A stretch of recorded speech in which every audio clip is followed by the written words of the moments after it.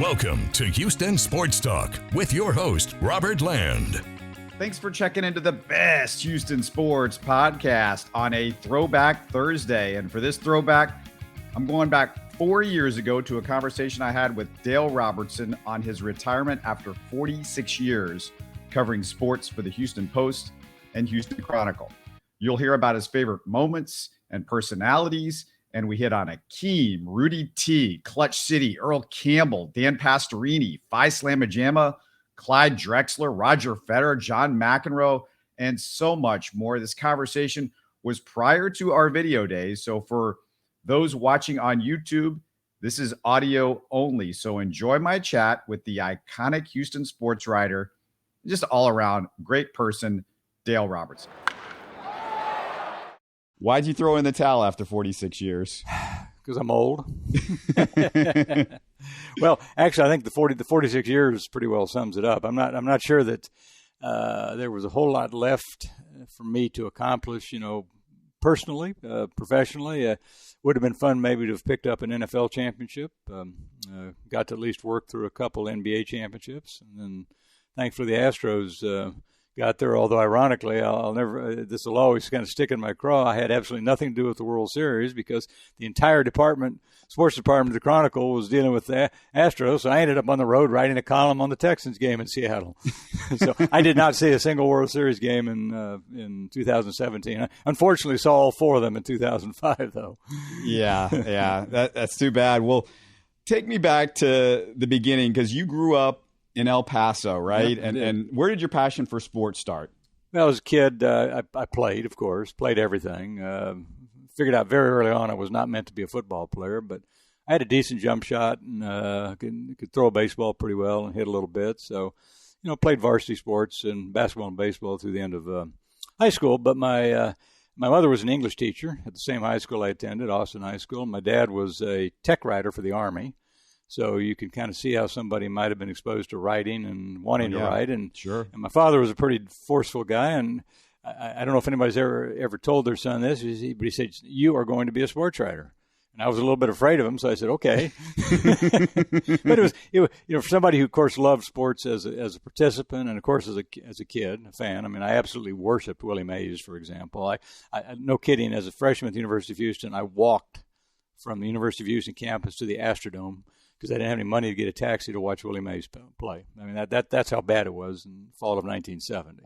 So obviously, as I've evolved as a journalist, maybe became a little bit less of a fan, but I've never lost my appreciation for the art and the science of sport.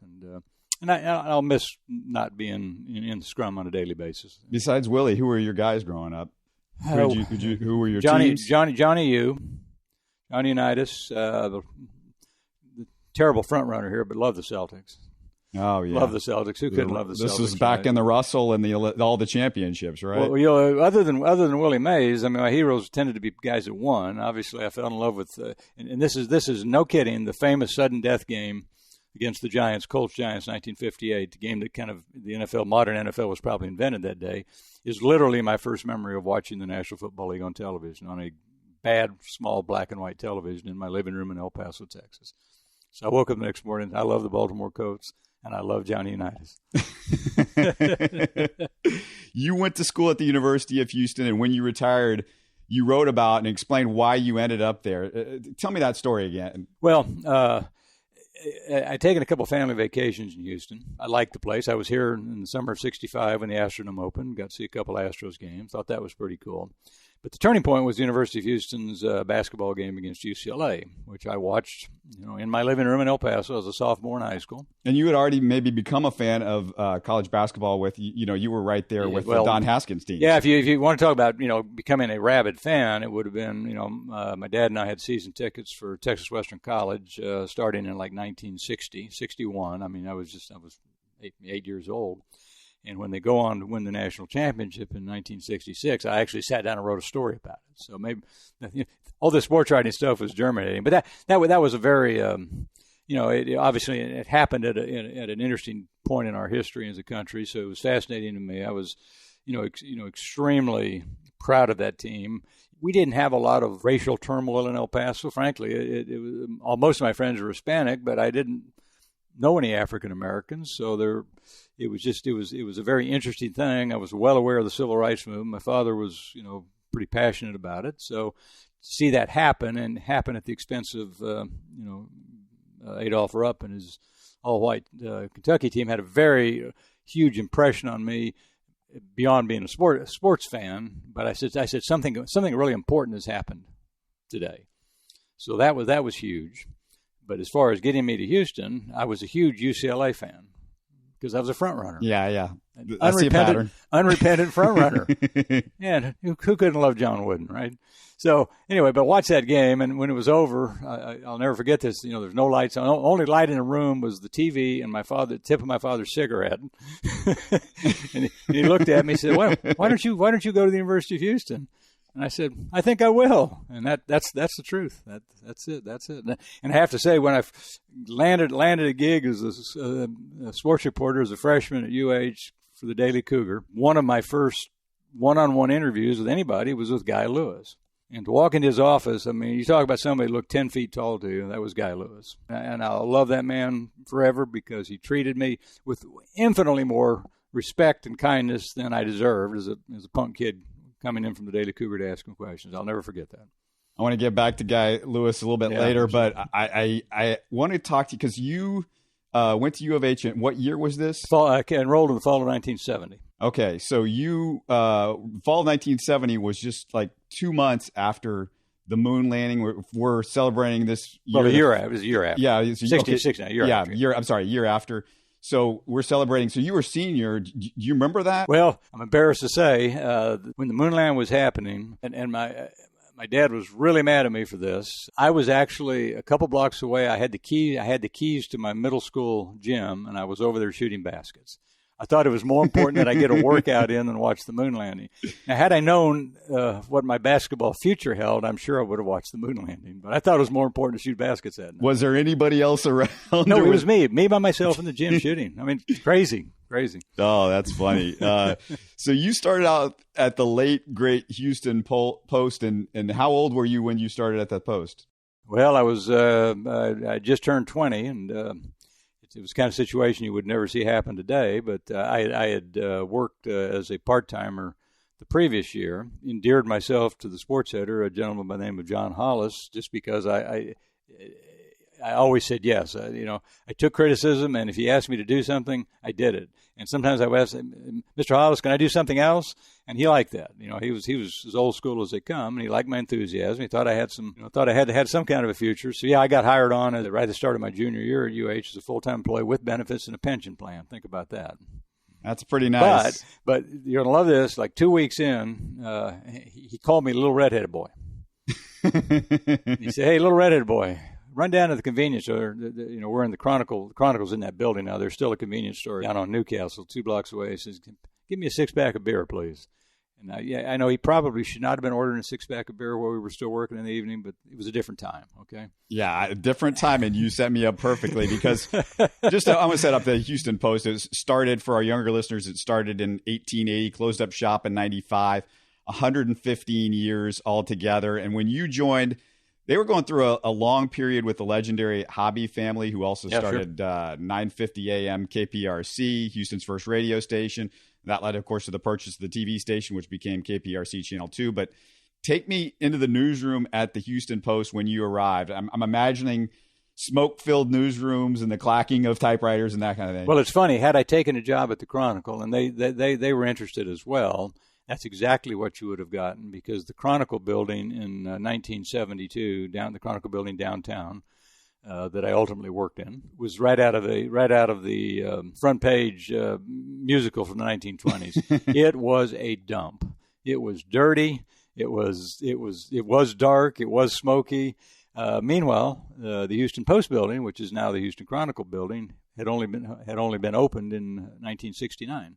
We had these huge windows and view of what was going to become the Galleria and all of that. Look, great sunsets. And I was going, well, no, flip a coin. No, you kidding me? Where would you want to work? This beautiful new building. So no, it was, and they forced us to keep it clean because it was a brand new building. Now, having said that, at night it still turned into Animal House, like I'm sure it did at the Chronicle. But as long as Mrs. Hobby was around, everything was pretty clean and pretty proper. And for people that don't remember, how were you getting stories in? What was the process just compared to, what you dealt the last few years with the Well, the national copy came in from the Associated Press on these clickety-clack wire machines, made a ton of noise.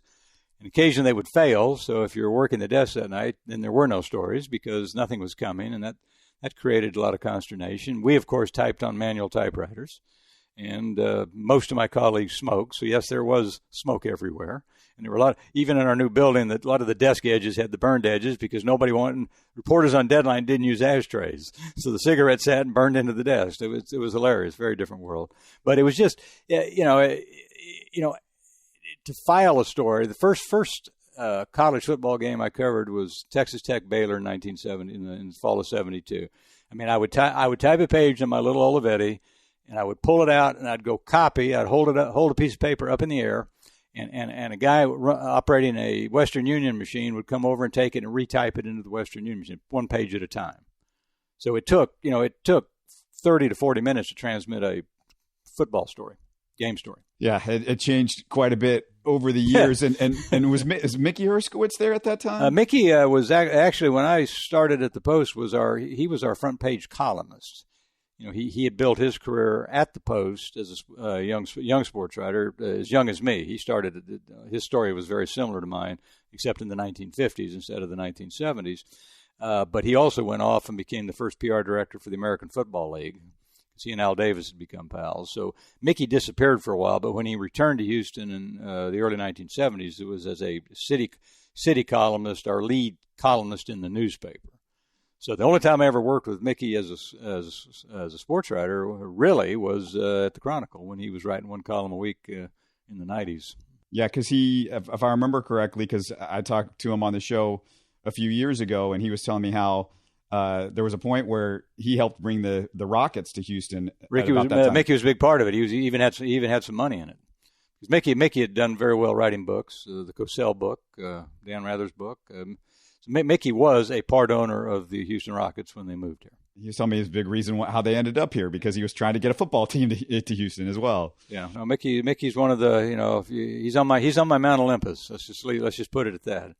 Yeah, he's incredible, and go back and listen to those shows if you haven't heard them. In 1972, after 3 seasons with the Oilers, Charlie Joyner gets traded to San Diego. He goes to three Pro Bowls, 12,000 yards. In 76, the Oilers draft Steve Largent in the 4th round, but then they trade him after 4 seasons. Or after 4 preseason games, I should say. You saw Dan Pastorini in those early years with the Oilers when you got to the Houston Post, and he's struggling to do anything those first few years before Love You Blue. What would it have meant for him to have those 2 guys, Largent and Joyner, in those first few years? Well, it would have meant a great deal, but the Oilers were a truly bad organization. And the only thing that actually fixed the Oilers, obviously, ultimately hiring Sid Gilman just to kind of clean up the mess. And of course, it was Sid Gilman who was responsible for Bum Phillips. But let's not kid ourselves. If they don't get Earl Campbell in 1978, I'm not sure that franchise would have ever done anything. So Earl was the complete turning point in the history of the Houston Oilers. I don't know that the receiver certainly would have made Dan better, and so would a better offensive line. But Earl changed everything, just changed everything, and to this day, I talk about your Mount Olympus guys. I mean, it's him and Hakeem, and then everybody else falls in after that. So. And Dan was kind of wild in his early days too. Dan was kind of wild in his later days. Yeah, he isn't anymore. He finally conceded, like all of us do. But no, the guy had the strongest arm I've ever seen on a quarterback. I've never seen anybody throw a football like Dan Pastorini could throw a football. Yeah, you might be talking about off the field. I was talking about accuracy in the field with Dan, but you look at you understand something. He played on some really bad teams. By the time I started covering Dan, I mean he was a little bit psychologically damaged. Yeah, I mean because he really played on some bad teams. You go back and see watch some of the talk about grainy films of he just took a absolutely awful beating. It was David Carr, basically. Worse. Yeah, it was actually worse. It was worse than Carr. That is bad. Oh, you can't even imagine. What were the early Rockets days like? Because they just started around that time you got started. Well, my favorite Rocket story. I was still working for the Daily Cougar, and I called their chief publicist, and I forget the gentleman's name, and I said, "Hey, I'm the sports editor of the Daily Cougar, and I'd like to come out to watch." They used to play Sunday afternoon games of all things at Hofheinz Pavilion. And I said, I'd like to come out and maybe do an interview afterwards in the locker room, but I'd like to come and bring a friend just to watch the game. Would that be possible, sir? And he said, "Kid, could you bring 6 or 8? I said, what do you mean? He says, if you can bring 8 bodies, I'll give you 8 tickets. Yeah, I saw where that was coming, or that was going. They literally drew 1,200 people to those games. Yeah, and so you, after rooting for all of these fantastic teams growing up, the Celtics and the Johnny Unitas and UCLA, you're in Houston, and it's a bunch of bad. It must have been kind of depressing. Even look at the Astros. They didn't make the playoffs till 1980. That was exactly 10 years after I got here, and 18 years after the franchise was born. So writing at that point, you were learning how to make what wasn't interesting, really. Yeah, I mean, truthfully, I was just trying to prove that I deserved a job as a snot-nosed kid. I mean, I wasn't all that concerned about what's happening on the field. I was just hoping that I was interpreting it well. And my first writing beat was covering Texas Southern when Dr. Rod Page was the head coach. Again, one of my greatest memories. You understand, we weren't too far removed from seriously administratively, endorsed segregation in Houston, and I'm out at TSU now. And again, the kindness and the respect I was shown out there, and that was exactly the way I should have started my career. That was a very, very memorable season. I did well enough on that beat to be assigned to cover the original Houston Texans, maybe 3 or 4 of whom your listeners would have ever heard of. But so that was my first experience with pro sports, and I use the word pro loosely there because you think the Oilers were screwed up. You should have seen the original Houston Texans. Yeah, World Football League. A lot of fun. So, yeah, I wasn't around the Astros much. In fact, I never did. I was never either a Rockets or an Astros beat guy. I only started hanging out with them when I became a columnist, which was until 1983. So this is going to be interesting because there's a lot of what ifs in Houston sports history, and I want to get let's get your biggest what if in Houston sports, and I'm going to throw out some choices if this helps you. There's a bunch with the Oilers. So you got the Mike Renfro catch, Pastorini not getting traded after the 79 season. What happens, to the Oilers there? Bum Phillips not getting fired, Ralph Sampson's injury and the Rockets' drug suspensions of the 80s, J.R. Richards' stroke, Yao Ming and Tracy McGrady's breakdown, Chris Paul's hamstring, just last year. Is there a biggest what if for you? If you're asking me to choose, I would say all of the above. I mean, you just brought back some very, very sad memories there, Robert. Is there one I forgot? Memories. Well, I mean, because I was joined at the hip with the Oilers, in the Levy Blue era. I mean, you go back to the Renfro catch. If you look at the way the game played out structurally, it still probably wouldn't have made a difference, but you don't know what kind of difference it would have made psychologically. And the reason I say that had to do with what happened in the last regular season game that year. Monday night game in the Astrodome. Everybody thinks the greatest Oilers game in history was the Miami game when Earl ran for 199 yards and 4 touchdowns. Nope. The greatest Oilers game ever was the 1979 early December Monday night game in Houston, because that night the Oilers won, but they didn't just win. I mean, they frightened the Steelers that night. They just beat the Steelers up. The Steelers at that point are saying, okay, all right, this isn't the Houston Oilers we remember even from last season. So they had the Steelers' undivided attention that after that game, and the game was close in the AFC Championship game. Still the last time any team in this town has played for the conference championship. And the Renfro catch counted. Okay, now it is a one-score game. Ultimately the Oilers did nothing the rest of the way. Were they broken? Were the spirit broken? Who knows? We can analyze the psychology of all this till the cows come home. But that would be, for the Oilers to have gotten to a Super Bowl at that stage in our history would have been huge. And maybe and of course that changes a lot. That changes Pastorini's fate, maybe Bum's obviously fate. Pastorini is not going to be traded. Yeah. Obviously, you don't fire Bum the next year. Although Bud Adams was a pretty sorry human being, so anything he did was not necessarily surprising, especially if it was wrong.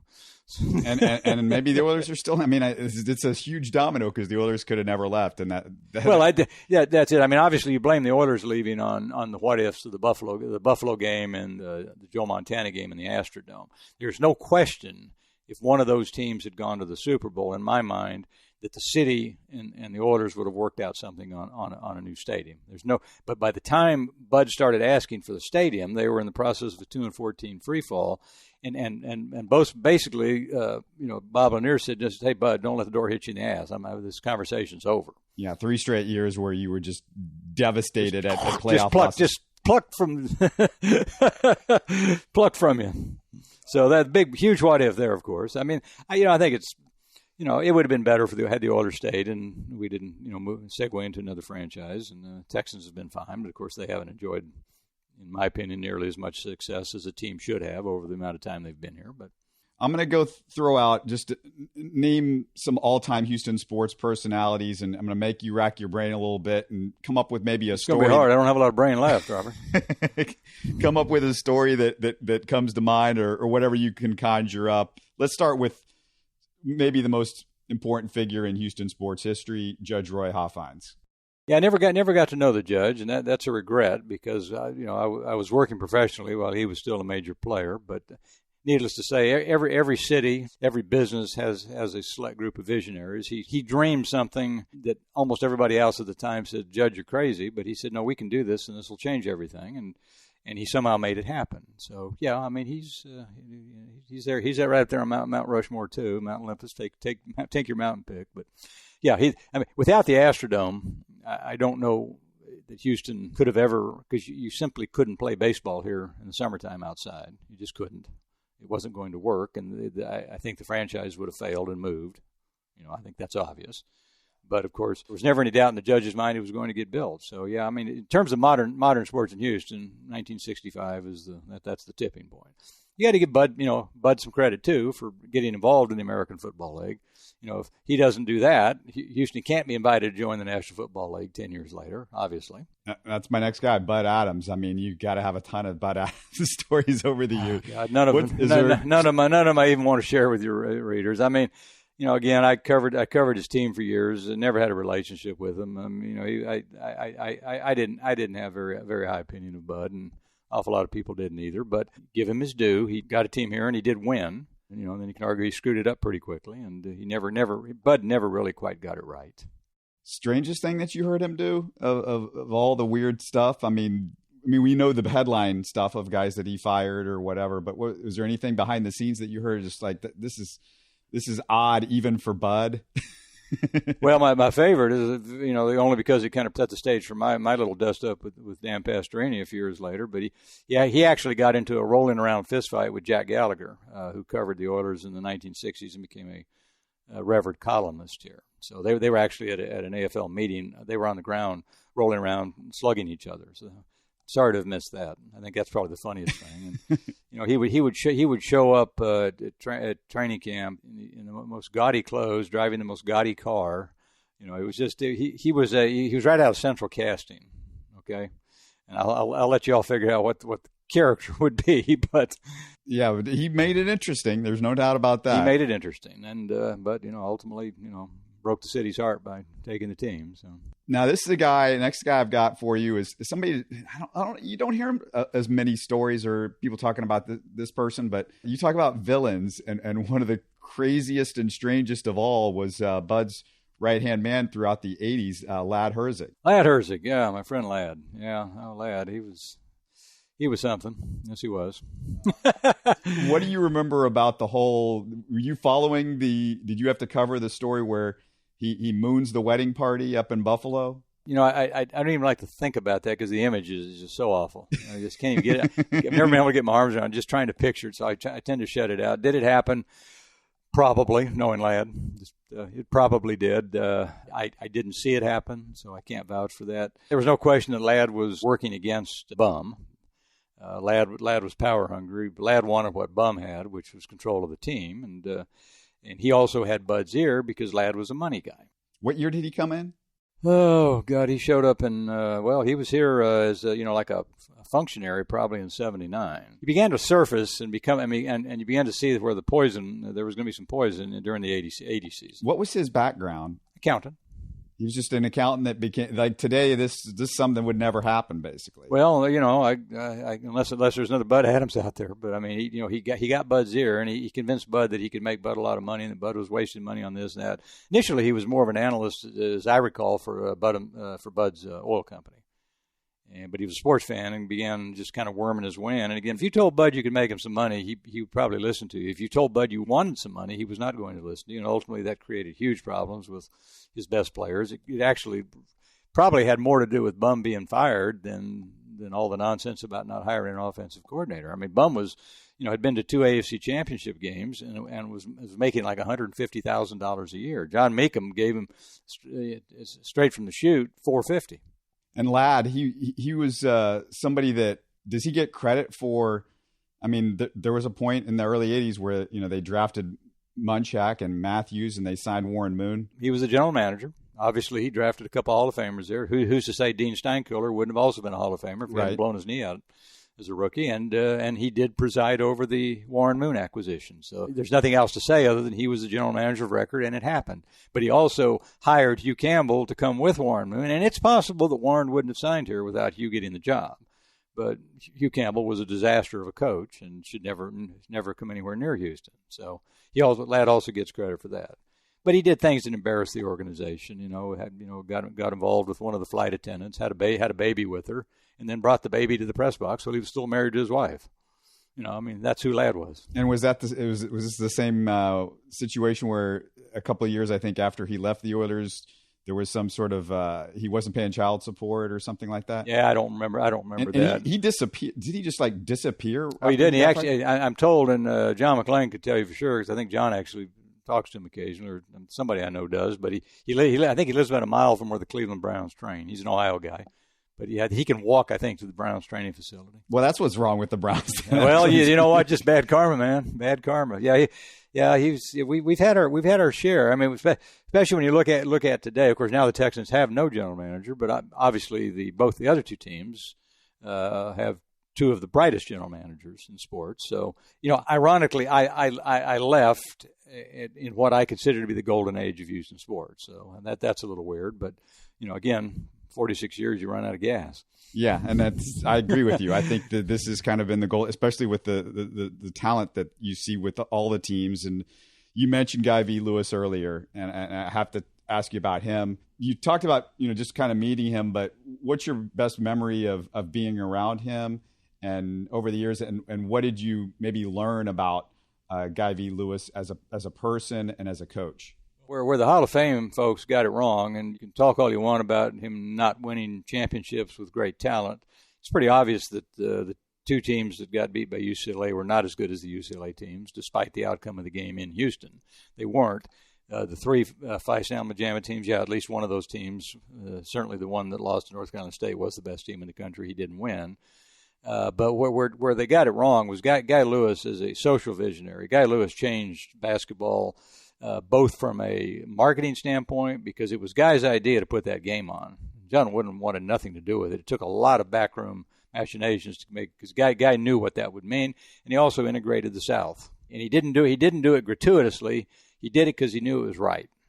And Guy V, as an X's and O's guy, does he get underrated in that way?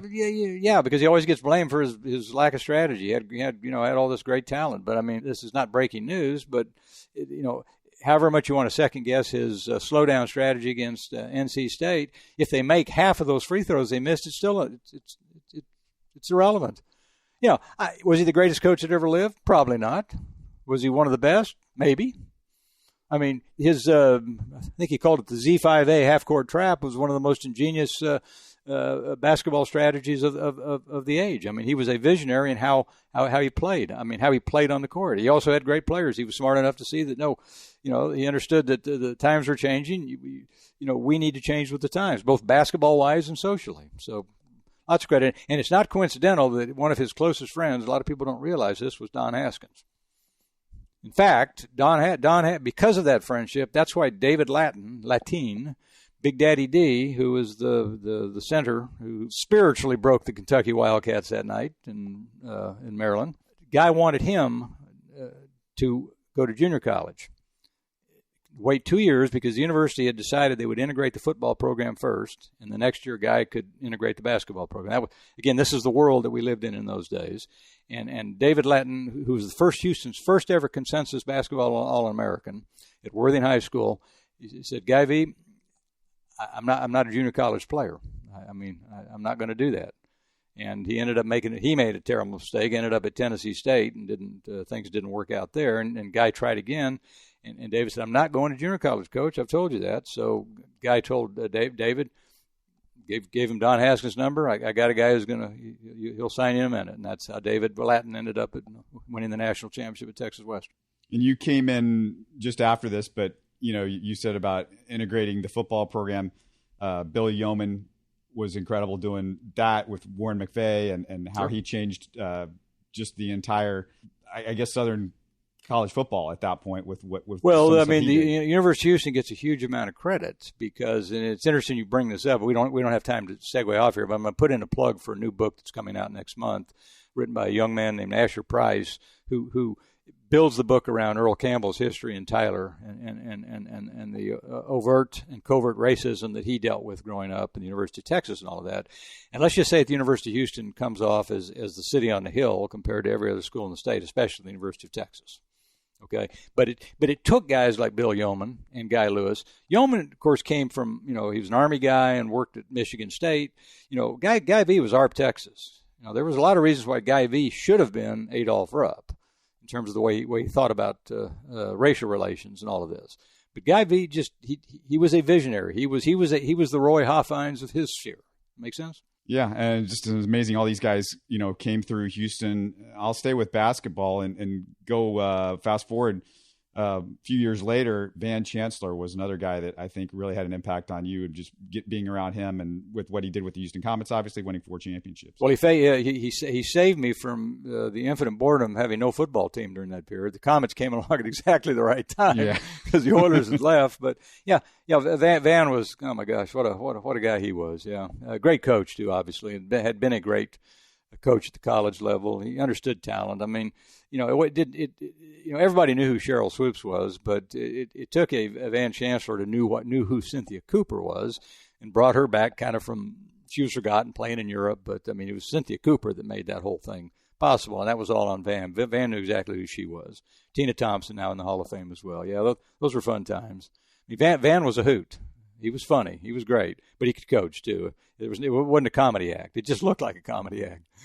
Yeah, and it's funny because you talk about what a good guy somebody like Van Chancellor is, and Guy V. Lewis is, and I think it's one of the frustrations you and I talked about, with Bill O'Brien is like you don't have to be a jerk to be a great coach, and you can talk about Bum Phillips, and there's a whole history of guys that have been successful in Houston. And you love these guys. They're really good people, and I want to get to one of those guys, and that's Rudy Tomjanovich. Oh, well, yeah. Talk about it. He was a lunch pail player, blue collar guy who made a great career for himself, and he coached the same way. He didn't pretend to know everything. He relied on assistant coaches. He relied on what his players told him. He wore his heart on his sleeve. Yeah, for all we can complain about the bad people we've had some remarkable people, and Rudy's right there too, because he got it at a visceral level, and he knew what he had in terms of talent, and he let the talent play. But the key thing was he knew how to make players like each other because that's who he was. Remember, who was his roommate? Calvin Murphy. Talk about the all-time odd couple, right? They were best friends. Yeah. Rudy just got it. See, the great coaches, they've got that. I think there's a lot of evidence to suggest that A.J. Hinch has that quality. I don't know A.J. well because I haven't done a lot of baseball during his tenure, but I think he's a guy we're going to remember in this same category before they're done here. I want to get back to some of these names, but you just made me think about this. Over the years, was it easier for you to maybe develop the relationship with these head coaches, not only because maybe their guard was down a little bit, but good people? And, was that the case, or just depended on the head coach maybe? And that's the only thing that's might have changed over the years is, well, this guy's a little bit, he's just different personality. I mean, Jimmy Williams, he was difficult, but maybe AJ Hinch later on. This is a more current guy, but easier to get to know, easier to develop a relationship as a reporter. I mean, that's an example, even though you didn't cover a lot of Astros. Well, AJ Hinch is a very smart guy. Jimmy Williams was, shall we say, less smart. Yeah. That was part of Jimmy's problem. But, I'm going to segue completely here because we're completely forgetting one important chapter of my career, but it ties into exactly what you just asked me here, the Houston Aeros of the World Hockey Association. Yeah, no, I was going to ask you about, this was the next thing, Gordie Howe. Tell me about Well, Gordie but see, Howe. it falls in, but before we go to Gordie, I'm going to actually I'm going to mention the coach, Bill Dineen. Bill Dineen, right. Okay. Bill Dineen was Rudy on ice skates, and without a NHL resume that Rudy would have had in the NBA. But same thing, humble, knew his talent, knew how to make people like each other. And there were some, there were some pretty strange characters among those original Aeros, but everybody respected Foxy. That was his nickname, and nobody would ever make decisions that would cause Foxy problems. And by and large, Hakeem had some issues with management and maybe didn't always make the right decision early in his career, and Rudy got caught up in that. But Rudy finessed it. But Bill Dineen, working with a team of guys, most of the guys who were minor league players for most of their careers, and then the greatest hockey player ever. Sorry, Wayne Gretzky, I'm going with Gordie, but Gordie, they don't call him Mr. Hockey for nothing, right? Yeah. And that dynamic, and the two of them working together and watching that happen, and with all these very peripheral players, produce 2 championships and almost a third. But yeah, Gordie, I mean, on any short list of people who have passed through, he wasn't here very long. And of course, we just rented him. We didn't own him. Right. What was it like? You're in Houston. There's who cares about hockey in Houston, and all of a sudden, not only does a hockey team drop in Houston, but Gordie Howe drops in. Yeah, well, I didn't cover them. The first year I covered them was the year they moved to the Summit, and at that point, people in Houston cared greatly about hockey. And you know what the best comparison is? When the Rockets opened the Summit, they played the first regular season game in the Summit. First season game of any game. They didn't, because the preseason, the building was not quite ready. They drew 7,500 people. 2 nights later, the Aeros opened their season and drew 10,500. Okay, the Aeros at that point were actually much more beloved than the Rockets were. Not even close. But of course, you also had a Gordie Howe playing here, and Gordie had a lot to do with it. And of course, he's playing with his sons. And again, great guys, great people. Probably my most memorable year in sports writing, just because. The first hockey game I covered was also the first hockey game I ever saw. And quick Gordie story there. This pretty much sums up who he was. And would this happen today with anybody? Probably not. But a couple weeks into training camp, I was on the ice talking to Bill Dineen, the coach, after practice, and he came by and gave me one of those famous forearm shivers that Gordie was famous for, and knocked me about 30 feet. Yeah. I got him. I said, Gordie, what the hell was that for? He says, kid, I love you. He said, well, come here. We got to talk about something. I said, all right, what? I'm thinking, all right, what have I done? I've obviously written something that's going to really upset him. He said, look, you and I both know you don't know a damn thing about hockey. He said, but unlike, I forget how he said this, but, unlike a lot of you really want to learn this, and I like the way you write, and you're fair. So he says, I'll tell you what we're going to do. Because the Summit wasn't known if it was going to be ready on time, the 75-76 Aeros, which is the year I covered them, opened the season with a 26-day road trip. Wow. That's like a Spurs circus trip. But it only encompassed about 6 games. It was just to keep them out of Houston. So we spent an entire week in Toronto. All right, so I'm 23 years old, on an expense account, staying at the Royal York Hotel in Toronto, and Gordie took me to lunch 2 or 3 days in a row. I think we had 2 lunches and then just another rap session where we sat for 3 hours until he told stories. He explained hockey strategy, drew things on napkins, and for me, it was like learning baseball from Babe Ruth. Very special place in my heart for Gordie Howe. Oh, that's unbelievable. And because I was so young, most of the players were so old, I got to know Mark and Marty, the boys, really well, because they were the only guys on the team that was my age. Well, there were a couple others, but Mark in particular was only 18 years old, so I kind of wound up babysitting him a little bit. And so what happens there? He plays 21 years in the NHL, is in the Hall of Fame, the only father and son Hall of Fame combination in North American sports. Was it like a slap shot covering that team, or what was the feel that you got from being around the Aeros in that time? They had a couple clowns, but and they were pranksters and they were funny, but there was nothing minor league about the way they approached the game. I mean, there was nobody in that team that would have disrespected either Bill Dineen or Gordie Howe, acting like an idiot. I mean, they had their fun, but that was a great operation. It was a great operation. I want to go back to a guy that you mentioned earlier, and just, he's one of the best people, I think, in Houston sports. Not, up there as far as one of the great players, but Dan Pastorini, just one of the fantastic personalities. I've had a chance to interview him on the podcast, but you became friends with him. Well, yeah, unfortunately, I became too good of friends with him, and that led to a very bad situation, which I'm sure most of your listeners that know anything about me or him would probably remember. But that was also a very teachable moment for me. Is you really can't become friends with the people you cover. Take me through that, because that'd be another 2 hours. But you 40. It's been 40 years ago, so a lot of people, if you're younger than 40, you have no idea about this. It was the apex of Love You Blue, the 1979 season. They'd come off the AFC Championship game appearance the previous year in Pittsburgh, and when Dan came back that summer for the training camp in San Angelo, summer of 1979, there was something terribly wrong with his arm. Anybody could see that. He couldn't throw a football. This is a guy who could throw a football 80 yards, in dead spiral straight down the field. Now was having a hard time hitting guys on little quick outs 10 yards. Something was wrong. And either the Oilers, including my friend Bum, and Dan himself were lying about it, but their argument is they thought he'd strained something. It was always this very, very vague thing, but it was just pretty obvious there was something terribly wrong there. And if it didn't get fixed, the season was not going to go well. So as training camp wore on and preseason games, it wasn't getting any better. At one point, in fact, that summer in San Angelo, one of the things Dan was doing to try to strengthen the shoulders, he was going water skiing on a lake near San Angelo State to try to strengthen, because water skiing requires shoulder, a lot of shoulder strength. Right. And I was a water skier, and I literally went out with them a couple of days.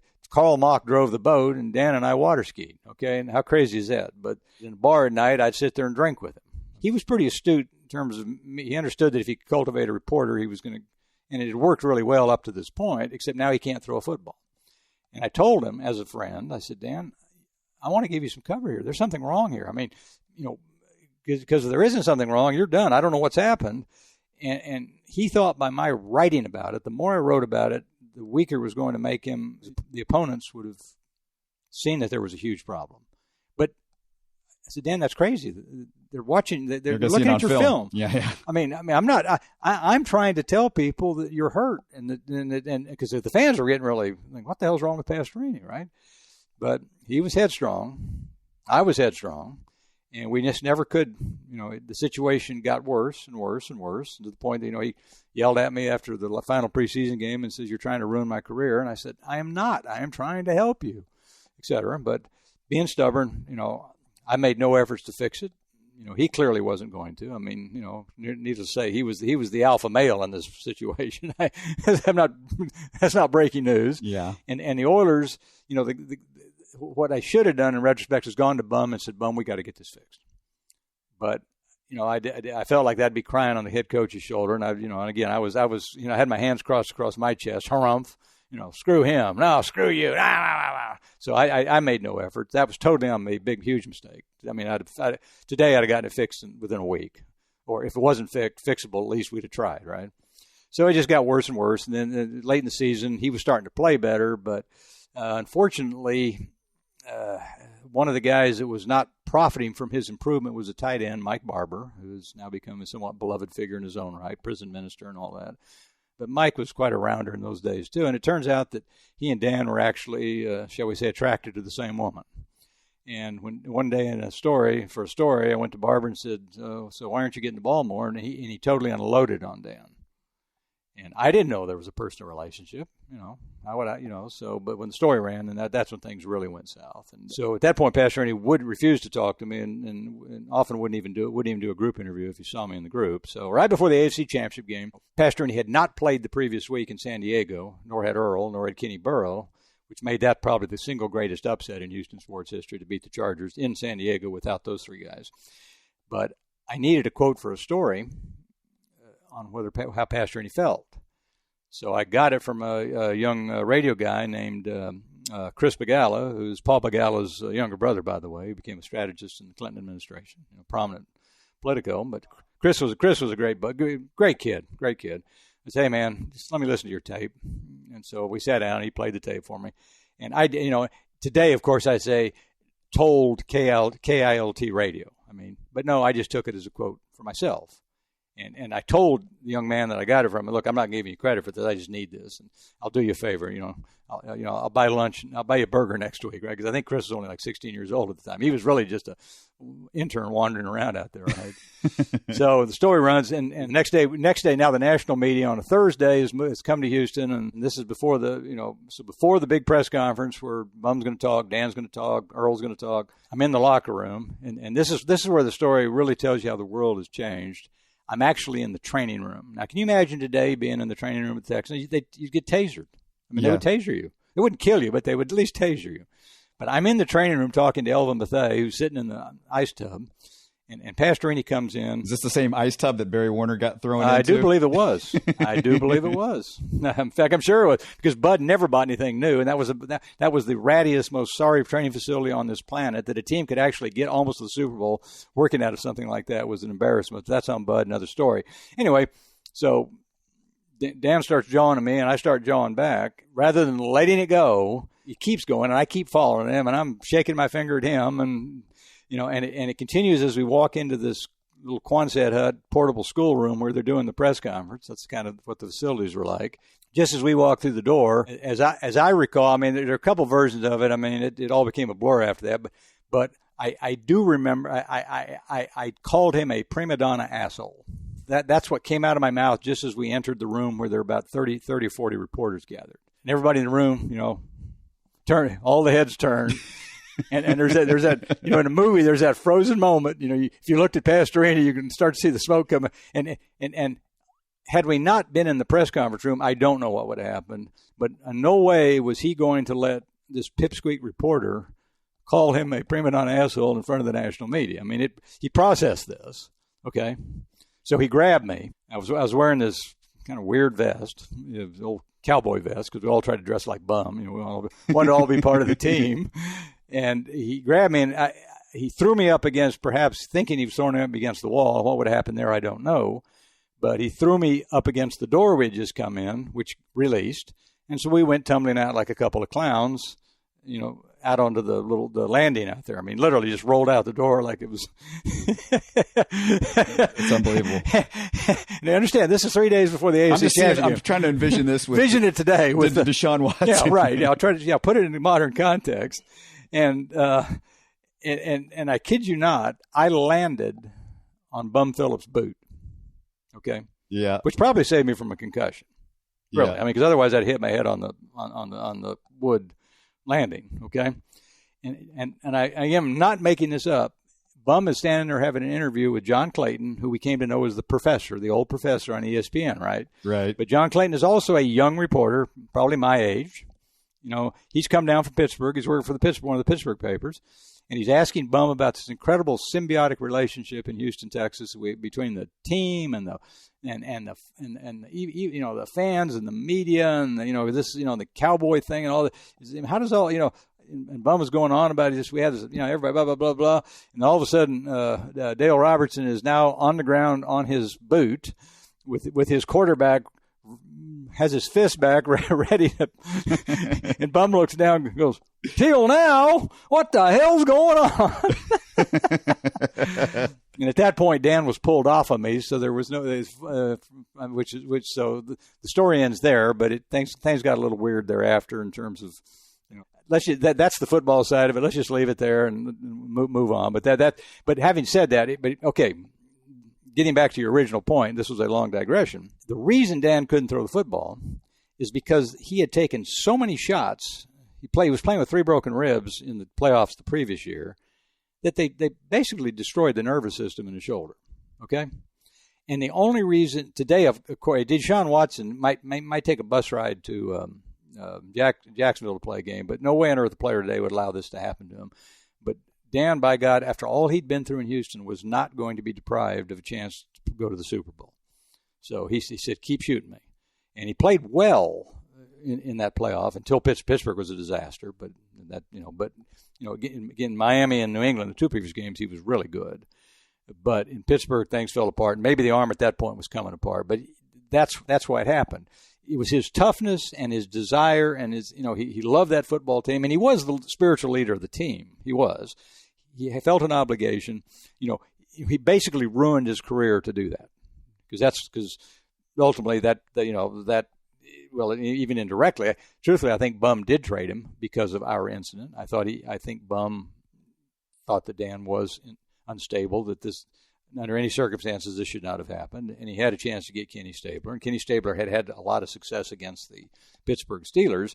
But if Dan and I don't go tumbling out the door, I'm not sure that Dan would have been traded. And I will say this for Dan, though, and because his career, was pretty much over at that point. He broke his leg in Oakland and ended up being a backup in Philly and L.A., and that was the end of it. But I saw Dan in a restaurant in 1984. This 4 years after this happened. He saw me, and at that point I'm going, you know what, he may come over here and this may turn into another ugly scene. He came over, stuck his hand out and said, hey, just wanted to say hi to an old friend.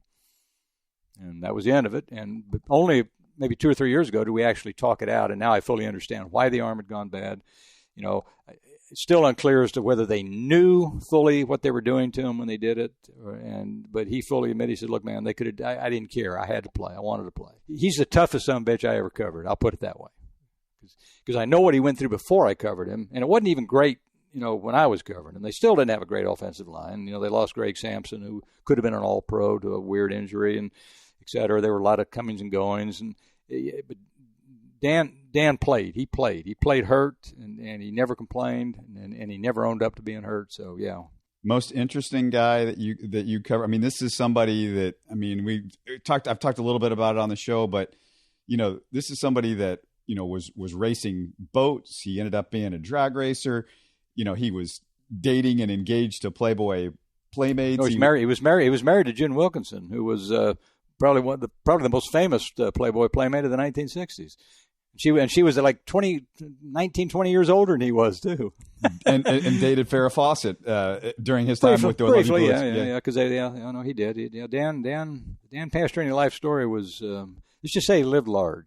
Yeah. Oh, absolutely. Large, but the guy had a big heart, and I would have tremendous regret today if that had never gotten fixed. But it didn't even require fixing ultimately, because he was a bigger man than that, and he said, I'm sorry a lot of that happened, but let's just get on down the road. So all coup to him. I'm not sure I would have ever taken the step. You feel like, the next few years of your career, did that sort of follow you around? Was it frustrating for you that sort of happened all publicly? The only thing that was frustrating is because there were some elements in Houston at that time that really wanted to do me personal harm, because it was kind of a shadowing of what's happening right now in this god awful political environment we're in today. A couple folks went on the radio, went on television, and said, this guy's trying to ruin your football team. Did you get threats after this? About 100 death threats. 100 death threats. By the time the night was over, I had to have a police escort home. Wow. Very funny story though, and a great story, because I want to throw this guy's name in here. Kirk Logan, the managing editor of the Houston Post at the time, he gets a call from Mrs. Hobby at 9 o'clock that night when all hell's breaking loose. The building's also, having to be surrounded by squad cars because people are going to come up there and storm the building. I know it was awful. It was bad. But it was because of what was being said by a couple of individuals. And I'm just going to leave their names out of this because I don't like talking about them. How's that? Anyway, so Mrs. Hobby calls Kirk and says, Kirk, I don't know what's going on down there, but you got to fucking just fire this guy. We don't need this, because at this point the Post has already started in its downward slide that's ultimately the paper ends up folding, of course, many years later. But there were concerns at the time, and she obviously was looking at it, ad revenues. This could really be bad. Hobby sold it, I think, just like 4 years later or something. Yeah, actually, that's correct. Yeah. So Kirk, just fire him, wouldn't you? Please. And Kirk Logan, the guy that I hadn't really had a close relationship with, nice guy, but I really hadn't interacted much with him. He said, "Well, Mrs. Hobby, it's complicated. He made some mistakes here, but he's a really good young reporter, and he doesn't deserve this. This is not what's happening right now is not his fault." And she kind of explained to her, because she didn't really know what was going on, and Miss Abe, I just can't do that. It's not right. And she persisted, and he persisted, and finally he said, well, Mrs. Abe, okay, I work for you. I'll fire him, but then I'm resigning. That's big. and Kirk told me this himself. And he has no reason, he's not with us anymore, but wonderful man. He ended up becoming the publicist for the entire medical center. That was his final professional role. So she goes, well, Kirk, I can't afford to lose you. She says, well, will you at least tell him to get a haircut? Because, I probably should have prefaced this. At the time, I had, what we called in the day a white man's afro. And it had been, it was on steroids that day because it was a stupidly windy day. And I literally was on my way to get a haircut, but was running late and thought I can't be late to the facility, so I didn't get the haircut. And the wind was blowing, so my hair was, sticking out like, I looked like, picture somebody in a fright wig. You're in your 20s, and that was the times. That's the times, yeah. That was this. Would you please tell him to get a haircut? Because I was on all over. Two of the stations, 11 and 13, had actually had live video. The 13 had the video. Something's happened to the video. I'm told it got destroyed somehow accidentally. But there was. So anytime there was ever an altercation between, I feel like I saw it for decades. In fact, if you Google me right now, you will and say Dan Pastor Dale Robertson fight. You will probably see a photo that was the entire back page of the New York Daily News the next day with me on the ground and Pastorini's fist reared back. Yeah, no, I think I've seen that. I feel like I saw the video when it happened back in. I was a little kid at the time. But. I'm not proud that it happened, obviously, because I made as many mistakes as Dan did in this. Period. That was it. This was on both of us. It's on both of us. But the best thing that came out of it was a lot of famous old sports writers around the country who didn't know me from Adam, all rallied around me. And every press box I was in for the next 3 years, if I was in L.A., Jim Murray would come over and talk to me. A Blackie Sherrod in Dallas. Will McDonough, who ended up actually winning a fight against Raymond Claiborne. He actually knocked Claiborne silly, became my best friend. And all these guys, they came up to me and put their arms around me and said, hey, kid, we got your back. Maybe you didn't do the right thing here, but this ain't right. And frankly, I have to say, another guy who did that, who actually came up to me in the locker room the next day in Pittsburgh, because I got on a flight, thank God, the next morning for Pittsburgh, which had already been planned. A lot of people thought I was fleeing. But in those days, we didn't have the resources to send what we called advance guys. So I flew to Pittsburgh for their stuff on Friday. I walked into the Steelers locker room. Terry Bradshaw came over to me and just said, hey, come here a minute. And he says, and he put his arm around. I didn't know Bradshaw other than having, been around him in press conferences and stuff. And he said, I'm sorry that happened. That wasn't right. Dan's a good guy, but he just, that was completely inexcusable. I just want you to know on behalf of, National Football League players, we apologize. That was Terry Bradshaw. Completely unsolicited. I just kind of went, oh, well, thanks, Terry. Thanks, Terry. And those guys really admired the Oilers and Bum, too. So the teams had a great mutual respect. And that's why I say at that point they had a great mutual respect because the Oilers had kicked their ass in that last regular season game. The score wasn't bad, but they had physically beaten them up. And John Clayton probably, every time he saw you, probably said, I'm trying to do an interview. Stay away from me, Dale. Yeah, needless to say, Clayton and I became great friends. See, that's been a long, strange ride. All right. Just I got a lot of digressions here, but that's okay. It's good. This is good stuff. And a guy that we got to get at least one story from you. What's the story that just sticks out with you when you think of Bum Phillips? Oh, boy, that's a hard one. Truthfully, ultimately just the man's humanity, who he was, good people. Do you remember Wade at that time? Oh, yeah. Wade and I both broke into the National Football League together. He was a rookie assistant coach in 76, and I was a rookie beat reporter. Has Wade changed much since Dramatically. then? Wade was not funny then. He let his father – he was a straight man to his father. Wade was actually a lousy interview as an assistant coach of the Oilers. But why? Because he knew his place. He wasn't going to get in his father's way. That wasn't who Wade was probably already really funny, but he was not going to steal Bum's stage. That's Wade truly loved Bum. I mean, that was not just my dad's kind of a cool guy. There was a tremendous depth of affection between those two, and Wade didn't become Wade, frankly, and till long after that, until he was his own man, because he just wasn't going to usurp. Bum's going to be the funny guy. I'll be the straight guy. So he was a terrible interview, but we liked each other, and we talked a lot off the record. He was a good source of information. But early on, I had an ugly incident, like few days into my first training camp, and the Oilers had waived Bubba Smith. Toady Smith, his brother, and Curly Culp boycotted practice that day. And it was more just as a kind of like a, throwing one down for them. Now, they weren't really trying. They didn't necessarily think Bubba had done the wrong thing, but they just said, we're just going to do this in Bubba's memory, because that was pretty much the end of Bubba's career. And I just wrote a little short story saying they did it. Didn't make any call. I just said, this is what happened. And, and Bubba had a comment about it, and that was the story. But the next day in practice, they confronted me and accused me of of being really kind of a bad guy. And that was intimidating, having Toady Smith on one side and Curly Culp on the other, and I'm in the middle. And truthfully, I think they were doing it just to, just have some fun with this kid. Let's intimidate him, and then he'll toe the line the rest of the season. I'm reasonably certain that's what was going on. Curly was very difficult in those days, and I fully understand why he was. A great guy today. I mean, Curly I know today is not the guy then, but he had a right to be who he was then. We won't go down that road, but he was exactly who he should have been, but very tough to cover.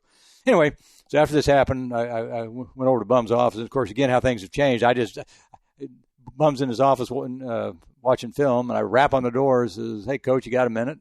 There was no gauntlet to run. He was just in there. Said, "Oh yeah, Dale, come on in. What's up?" He had his feet up on the desk and had his coaching sock. Still picture his white coaching socks and his ball cap and his cup of chewing tobacco. So I explained to him what had happened.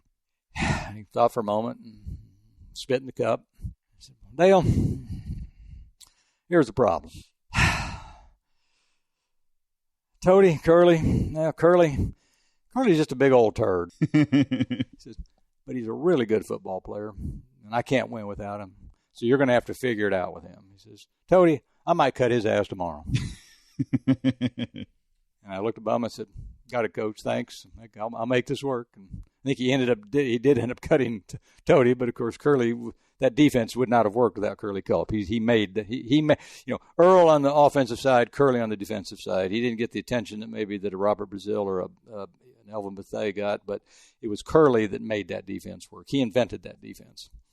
Of course, I'm not going to go into a whole lot of the Texans characters, because I don't really feel like there's a lot of good Texans characters to get into. We can't, but it's important too that just as long as we're doing this, is that I never lived in the past. I've got great affection for people I've covered recently. The stories though aren't as good though. That's what I'm saying. Well, no, frankly, because we're not in situations where we can see them evolve. Yeah, because they all have too many minors, and that's one of the reasons I'm not going to miss sports writing, is because as tough as the Pastorini thing was, it was a byproduct of having real, raw relationships with people.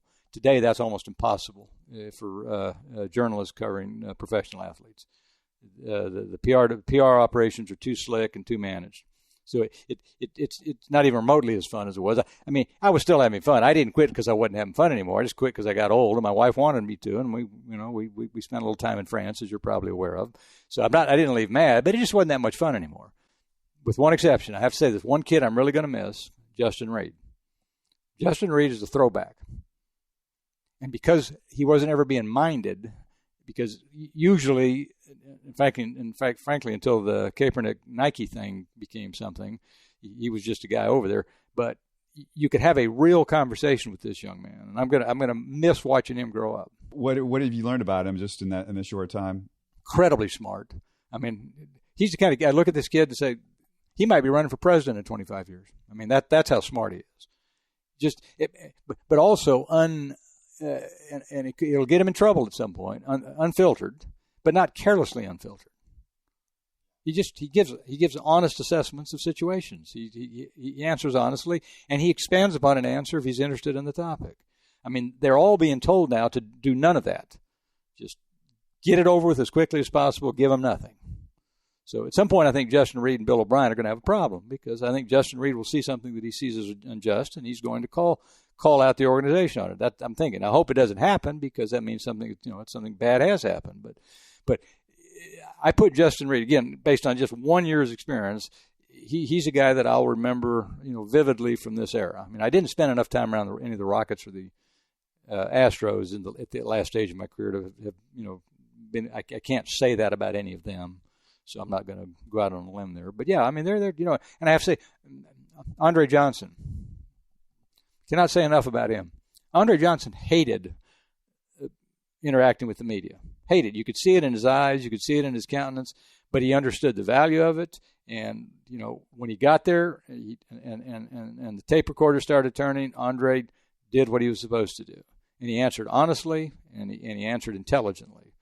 And, again, on any short list of my career, those two guys will be there. Absolutely.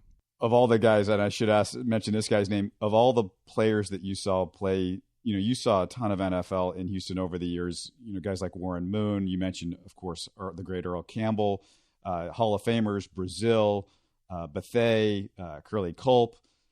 But is the best player that you saw in Houston, is it even close? Is it J.J. Watt? I'll never concede that J.J. is a bigger impact player than Earl Campbell. I simply won't do that because Earl Campbell single-handedly dragged his team to 2 AFC championship games. J.J. hasn't done that. J.J., of course, does not play a position that would allow him to have the impact of an Earl Campbell. But they're 1A, 1B to me, but J.J.'s still 1B. Earl's still 1A. Wow. You said maybe the most frustrating moment of your career. What was the best moment of your career? Well, in terms of just, big picture, watching the celebration break out after Game 7 in '94 against the Knicks and the Rockets, and watching the unbridled joy of Rudy. I even tear up a little bit talking about it. Yeah, it was, I teared up at the time just watching it as a fan because it wasn't just that they won. It was just what the city had gone through. Been through, but also what Rudy had been through personally. The Kermit Washington punch. Being doubted as a coach, being close to being fired on a couple occasions. Hakeem caused him problems only a couple of years earlier. And Rudy just always somehow.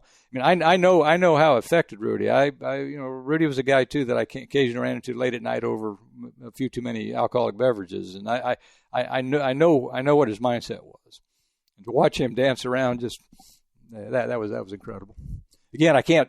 The Astros championship, of course, happened in L.A., and I wasn't there. And I was actually tasting very famous old wines while it was happening, which I thought was somewhat karma for the way my career evolved. But that was kind of a perfect juxtaposition. But, of course, no feeling for it because it's just happening on television, and I'm in a room with a bunch of wine people. So they were about to celebrate with some champagne, and you were fine with a glass of wine. That's right. But, yeah, no, the first championship, the second championship was it was good to see, and it was good to see it for Clyde. Yeah. Because, again, talk about one of the all-time great guys, Clyde Drexler. No way we can do this, what we're doing here, and not mention Clyde Drexler. And Rudy, not only what he had been through, but he had spent his entire career as a Rocket, basically, going through all the different formations of player, assistant coach, and everything like that. Nearly killed on the court, nearly died. Could have easily died from what happened with Kermit Washington. And Hakeem with the heartbreak at U of H and all the stuff that he had been through to finally get to where he was. And he was, you didn't cover him probably as much, but he was a changed personality by the time the championship, he was a different guy from what everybody said. No, he'd evolved dramatically, although I have to say the young Hakeem Olajuwon, for whatever reasons, he and I clicked, and I understood his flaws, but very early on, I thought there was a lot going on with Hakeem, and you knew he was obviously going to be a great, great athlete. And again, getting back to Guy Lewis for a moment, yeah, he inherited incredible raw talent from the likes of Clyde Drexler and Hakeem Olajuwon, but remember, nobody recruited Clyde Drexler other than Texas Tech. And Hakeem didn't know how to play basketball until he met Guy Lewis. So does Guy not deserve a little credit for this evolution? Oh yeah. No question about it. Yeah, the Rockets championship. That was a highlight. It would tower over anything else. Watching Mike Scott throw the no-hitter, when the Astros clinched in '86 was pretty special. But of course, it didn't lead to a championship. Texans ultimately, they haven't given us anything remotely approaching that kind of a moment. Were you at the pep rally? I don't know if I've ever asked you this. No, because I was still in Pittsburgh. Oh, okay. You we couldn't. I had a story to write. So you missed both of them. We didn't. It was interesting. What was interesting is you asked that question earlier in that season. I did actually fly on the charters, but in mid-season, several of us made the decision. We even though people think we were freeloading on the charters, the newspaper was actually paying the commensurate fare. At the time, we thought it was more convenient to travel with the team. Ultimately, the team didn't really want us there anymore, and we didn't want to be there anymore because frequent flyer programs had begun.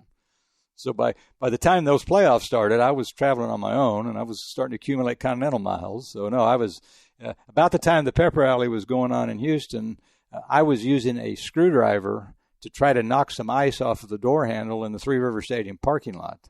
that night to get into my car to get back to the hotel. That's how bad it was in Pittsburgh that night. In fact, and one of my colleagues was driving, and we were driving back to the hotel about the time the pep rally was going on, and we had a piece of ice coming out of the Fort Pitt Tunnel. If anybody's ever been to Pittsburgh, and it's kind of an uphill, and you go through a tunnel, and there was a lot of ice in the tunnel. We got into the next stretch, and we hit something, and we went and did like 3 figure eights, but there was no traffic because nobody was stupid enough to be out. We were just trying to get back to the hotel, and spun around, thinking, okay, so our lives are going to end on the night that the Oilers have lost the AFC Championship game. This is the 78 game. The weather wasn't that bad the next year. But that had a lot to do with why they played so badly. I know I keep digressing. But so anyway, we stopped. There's a moment of silence, and the guy driving goes, "Don't worry, I'm covered." So yeah, I got a little different memory that night than the people in Houston do. Before we close out, I got to ask you, because I was watching the incredible Wimbledon finals with Djokovic and Federer a couple of weeks ago. There you go. As I'm watching, I couldn't help thinking of you because it's one of your favorite sports. And before we talk about that particular finals, how many Wimbledons did you end up covering over the years? 23. 23 Wimbledons. What's so special about that place? Well, it's the same thing that would make Fenway Park special, Yankee Stadium. It's the old Cotton Bowl. The Wimbledon I know, of course, is not the Wimbledon you see on TV today. The last year I covered it was the last year before they had a roof. So I went through all the interminable rain delays, and I can assure you there were a lot of nights when I hated Wimbledon, because it was a pain in the neck to sit and see if they were going to play, and then you were getting starting matches practically in the dark, but you knew you were on hallowed ground. There's places that you're on hallowed ground, and that's Wimbledon. I assume, because I think you mentioned this when you wrote your retirement story, that your favorite Wimbledon, your favorite moment was that finals match between Federer and Nadal that just went on and on. I had a lot of great memories from Wimbledon, but interestingly, that was also the last match I ever covered at Wimbledon. That was it, and I've never really wanted to go back because I didn't think it could be topped for a variety of reasons. It was extraordinary tennis. I didn't necessarily think this final was extraordinary tennis, but it had the same. I'll get to that in a moment. It had the same feel. The tennis that day was extraordinary, especially because they had to stop play twice for rain, and to be able to come back and normally those matches got really sloppy, but those two guys were at the absolute height of their powers in 2008, and the fact that Nadal could beat Roger Federer, the greatest grass player ever, on his court, made it all the more extraordinary. But what made it personally special was the Wimbledon press office knew that it was my last Wimbledon. That I told them the paper was simply not going to send me anymore. In fact, as I recall, I actually paid for most of that one myself, just because I wanted to go say goodbye to a bunch of people who'd become friends, right? So yeah, I was out a few $1,000 for that one. So it better, by God, have been a good final, right? But they knew that. So about an hour before the match began, she came over and handed me an envelope and said, "You're going to be our guest at the Champions Ball tonight."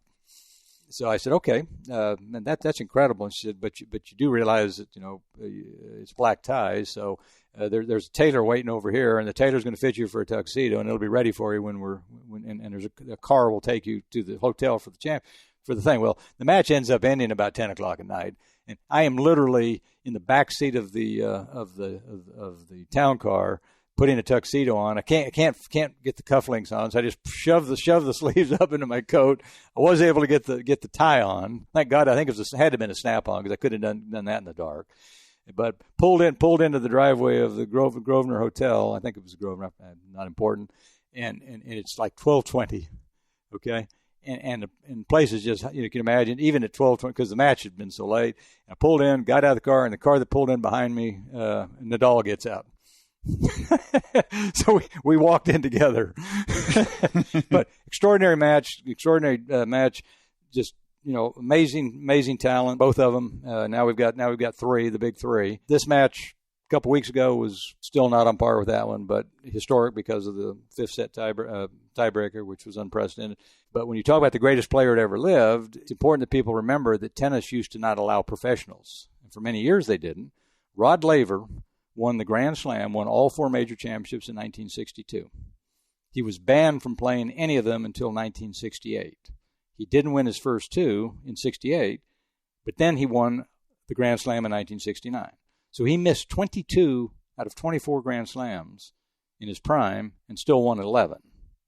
So how many would he have run? I'm going to say Laver would be at 30 right now. And if you ask Rod Laver who the greatest tennis player who ever lived is, he doesn't hesitate for a moment. He says Lou Hode. But why have we never heard of Lou Hode? Because the minute he won a championship, he had to feed his family. He started barnstorming.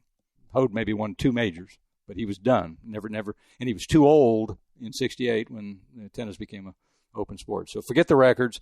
I'm going to go with Rod Laver because I did cover Rod right at the end of his career. What was your favorite personality tennis players? Because like Federer and Nadal, it's been hard for me to latch onto these guys because they don't have necessarily that personality off the court or just a personality that you can attach to. They're very seem like very good guys. They handle themselves really well, but they're not that. I grew up with the McEnroes and the Connors, right. And I don't know if you had a chance to cover those guys, but who was the guy the personality that you kind of attached yourself to? Yeah, that's tough because they all had, some of the guys that were really fun to be around were not great tennis players, and they were kind of clowns. Yeah. You had McEnroe's hair, so maybe you saw kinship there. Unfortunately, I did cover John. I covered John at the U.S. Open. I wasn't doing Wimbledon when John was still. I guess I covered John's final against Agassi. Yeah. Okay. Yeah. I mean, McEnroe was, he came across as a crazy man on the court, but he was actually a really smart guy, with a lot of demons, but he understood his demons, and it could be a great interview. I mean, I tend to look, when you talk about athletes, I tend to look at athletes as how were they interesting conversationally or not just funny. Boris Becker had a deep intellectual streak that, of course, made him look like a clown because he was talking about reading Goethe. Nobody reads Goethe, but wins Wimbledon at the age of 17. So unfortunately, that was the year before I started covering Wimbledon. But it was that match that actually made me convince the Post management to let me go. So I missed it. But I did see Boris win the next year against Ivan Lendl. Yeah, I went to I was at the Super Bowl, covering the Super Bowl with the Titans and the Rams back in 2000. Were you at that one? I remember going to a restaurant at some point that weekend, and we looked over at the table, a couple tables over for us, and there was Boris Becker sitting at the table. Boris, yeah. Boris the baby boomer. Now, and interestingly, the year he won Wimbledon, and he actually played in a tournament that I attended, a tournament out at River Oaks. But he played on a backcourt and lost his first match and left. And he wins Wimbledon 2 months later. That's unbelievable. So yeah, I inherited tennis like I inherited hockey, and said, hey, it was the reason I became a tennis writer is because the NFL had no off season. The minute the season ended, there was no contact. You saw the guys again. The opening training camp. There were no OTAs, nothing. Other than the draft, nothing. So they said, hey, we need a tennis writer. Do you mind covering tennis? I said, yeah, why not? It looks fun. In fact, I took up tennis because of it. And that's how I ended up being known as a tennis guy, but that was totally accidental, too. First tennis tournament I ever covered, I was sent down. It was National Father and Son Indoors, and I talk about personalities and Titanic names. Pancho Gonzalez. Pancho Gonzalez and his son are in the tournament. So SportsCenter said, go down and interview Pancho. One of my old colleagues who had done a lot of tennis said, good luck, kid. He's a jerk, man. Trust me, you're going to get nothing out of Pancho Gonzalez. And I said, oh, this is great. I start covering tennis, right? Well, you know what? Pancho was fabulous. We had a great conversation. I don't know. Maybe every now and then I kind of knew how to, I guess, hit the right buttons, maybe accidentally, or I don't know if I knew it intuitively. But, every time I'd see Pancho at Wimbledon, it's always, hey, man, how you doing? What's going on? Yeah, blah, blah, blah, blah, blah. And a very funny story, and this will be my last segue I'll do to you. I'm on a train leaving Wimbledon one afternoon, a number of years later, and I sit down next to who else but the other Pancho Segura, who I also got to know from playing in this father and son tournament. And he was staring into space. And I sat down next to him. I said, hey, Pancho, it's Dale Robertson from Houston. How you doing? He kind of looked at me. It's like I had his hand and just, like he'd seen a ghost. And I said, you okay? I was actually afraid he was having some kind of a medical thing because he was getting pretty old at that point. He says, Pancho died. And he was talking about Gonzalez. He just found out. Wow.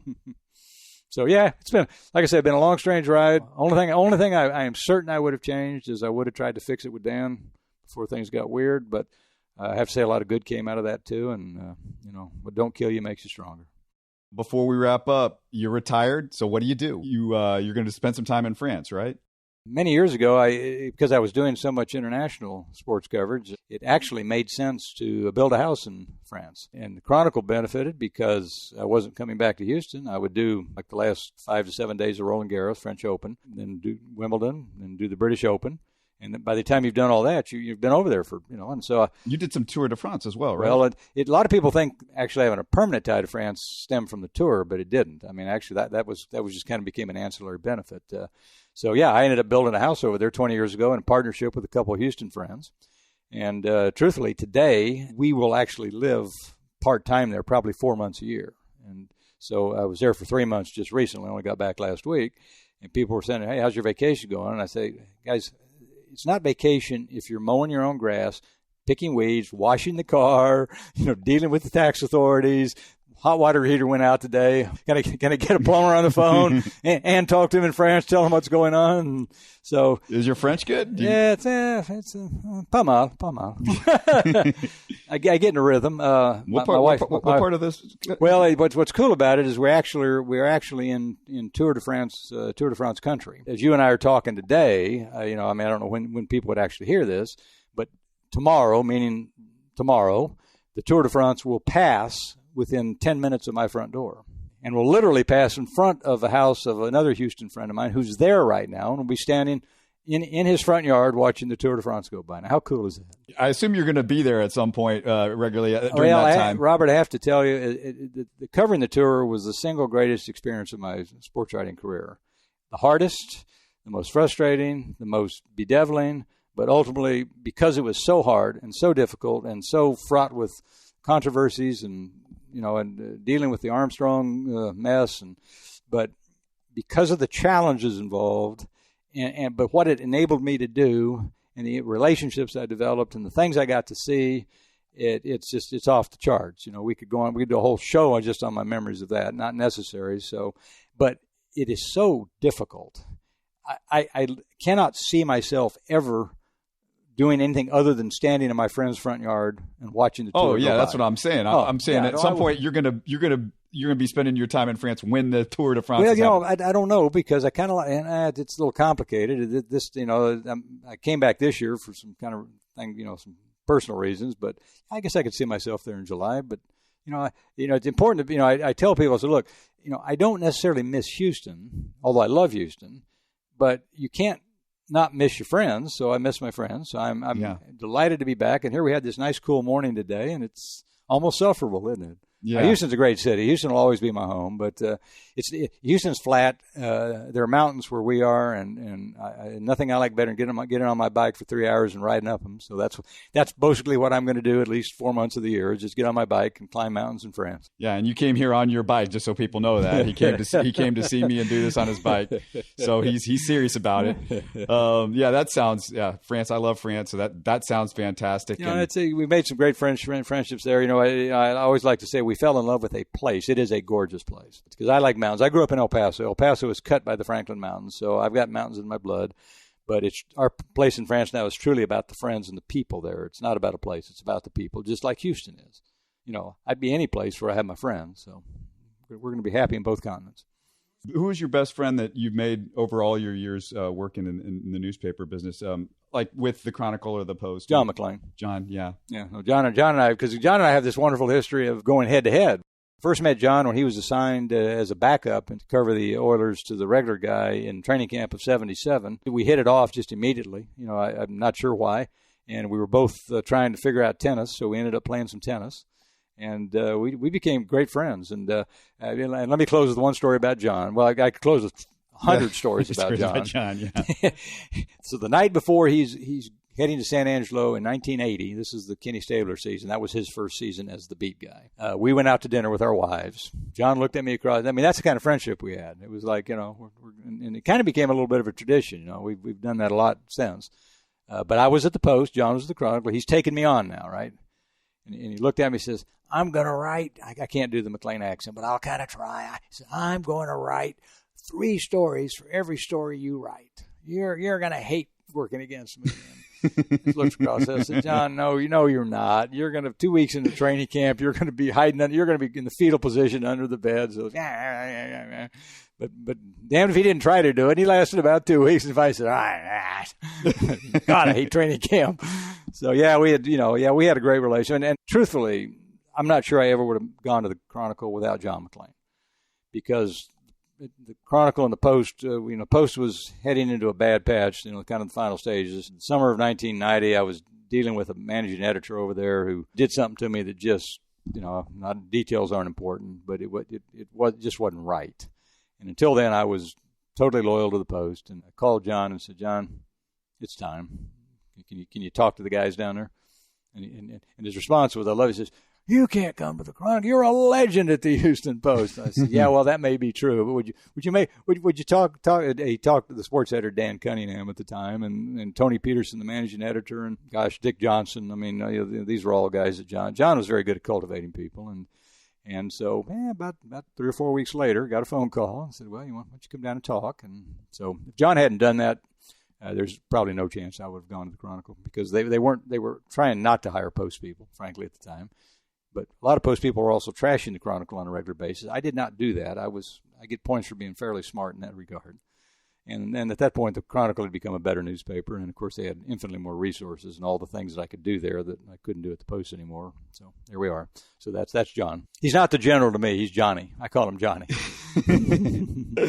I was just going to say, I've got to say that I've covered Houston sports now for 18 years, and I've dealt with a lot of the people in the media. And, the great thing is you and John, who maybe should have the biggest egos of all the Houston media, because you guys have been around here and been through so much. You guys have always been the most generous, the nicest, not only just humble, but, I see you guys just be so polite to everybody. And that has been such a big thing for me. And it's wonderful because, for somebody like me, a lot of these people that are in Houston media, they didn't grow up here. For me, it's more important because, you guys were the guys that I grew up kind of admiring and watching and reading and everything like that. So it's just been fantastic to get a chance to work with you over the last few years. I miss you. I miss being around you. And it's just it's a pleasure to get the chance to talk to you when I did over the years. And to do this with you has been fantastic. And I just can't thank you enough and congratulate you on a fantastic career. Thanks for doing this. I'm blushing and dimpling, Robert, but I also have to say I'm flattered that you were interested. So thank you very much. And the reason John and I became those guys is because the people before us did the same thing. They're the ones I remember. Yeah, that's great. Thank you so much. No, my pleasure. You're listening to Houston Sports Talk. Hey, don't forget to support us by subscribing and commenting on YouTube. You can always listen to us on Spotify, Apple, or your favorite podcast app. Tell your friends about us and share our show links on social media. Spread the word, everybody. Thanks for listening.